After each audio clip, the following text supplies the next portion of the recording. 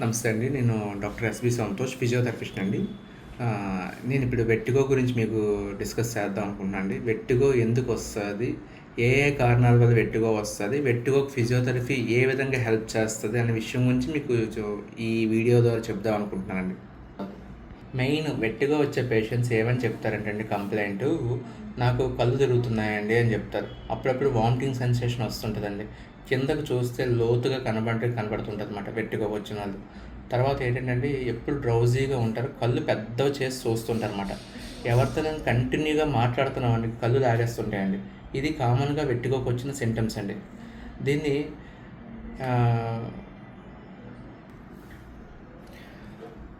కామన్గా వెర్టిగో ఎవరికి వస్తుంది అని అడుగుతాయండి. మెయిన్ అది ఇన్నర్ ఇయర్ ఇంబ్యాలెన్స్ అంటారండి.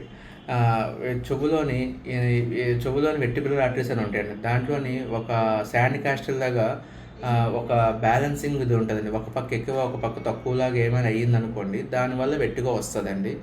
ఈ వెర్టిగో ఈ మధ్యన ఎక్కువగా రావడానికి కారణాలు ఏంటంటే పడుకొని సెల్ ఫోన్ చూడడం వల్ల కానీ, తర్వాత ఇప్పుడు మామూలు నార్మల్ పర్సన్స్ అనుకోండి, పడుకొని సెల్ ఫోన్ చూడడం, తర్వాత కంప్యూటర్ వర్క్ చేస్తున్న వాళ్ళకి, కూర్చొని పడుకున్న వాళ్ళకి, తర్వాత పడుకొని టీవీ చూస్తున్న వాళ్ళకి, హై పిల్లోస్ వేసుకుంటున్న వాళ్ళకి, తర్వాత ఇవి కామన్గా ఈ నార్మల్ మనుషులకి ఇలా వస్తుందండి.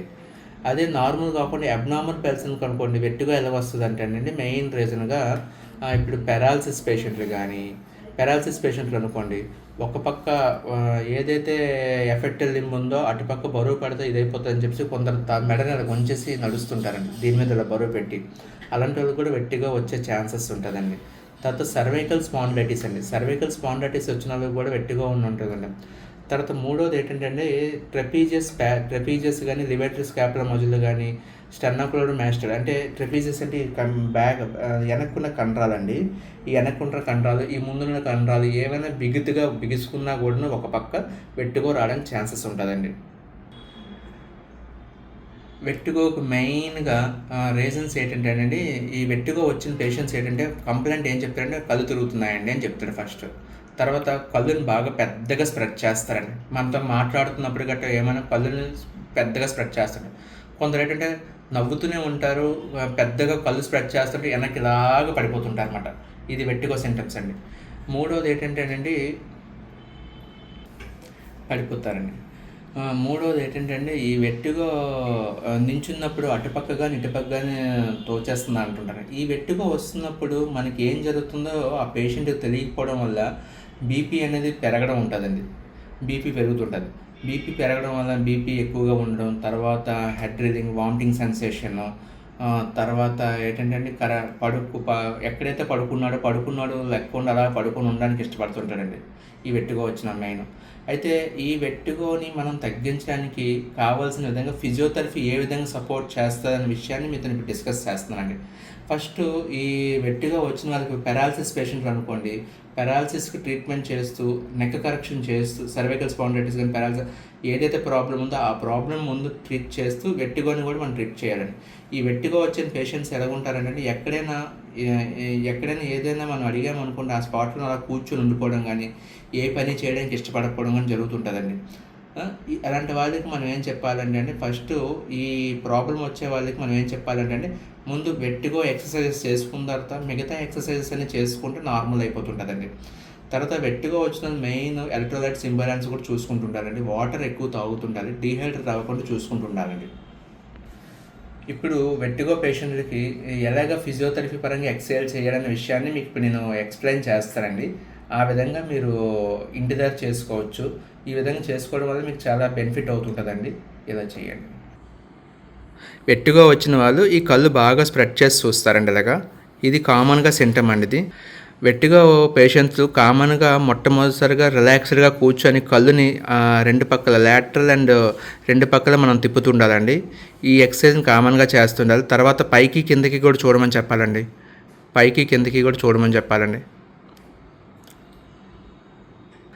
తర్వాత వెర్టిగో పేషెంట్స్ కామన్గా నెక్ ఫ్రీ ఎక్సర్సైజ్ చేయమని చెప్పాలండి. కొద్దిగా ఫాస్ట్గా చేయండి, త్వరగా చేయండి. తర్వాత సైడ్ బై సైడ్ కూడా చేయండి. ఇది ఇతను ఏదో స్లోగా చేస్తున్నాడు కానీ చాలా ఫాస్ట్గా చేయాలండి. ఫింగర్ టు నోస్ ఎక్సర్సైజ్ కూడా చేస్తున్నారండి. ఆ ముక్కు మీద చేయి పెడుతూ ఆ కళ్ళుని చూడండి, ఆ వేన్ టిప్ వరకు చూస్తుండాలండి. తర్వాత మీదకు కూడా చేయమని చెప్పి మీదకు కూడా చేయండి. అప్ అండ్ డౌన్ కూడా చేస్తున్నాండి.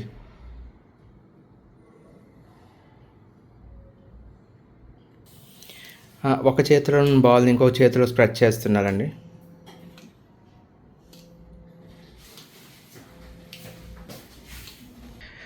కళ్ళుని క్లాక్ వైజ్ యాంటీ క్లాక్ వైజ్ కూడా తిప్పాలండి. ఫుల్గా ఐ రొటేషన్ ఉండాలి. అది రెండు పక్కల కూడా ఉండాలి. యాంటీ క్లాక్ వైజ్ కూడా రొటేట్ చేయండి.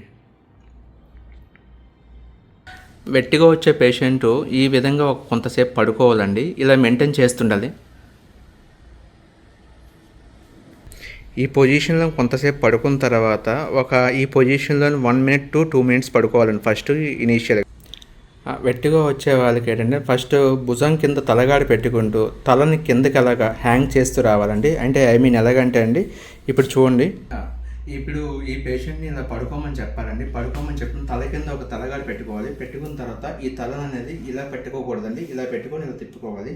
తిప్పుకొని ఈ చైన్ ఇలా పెట్టుకొని బ్రీత్ ఇన్ బ్రీత్ అవుట్ చేయమని చెప్పాలండి.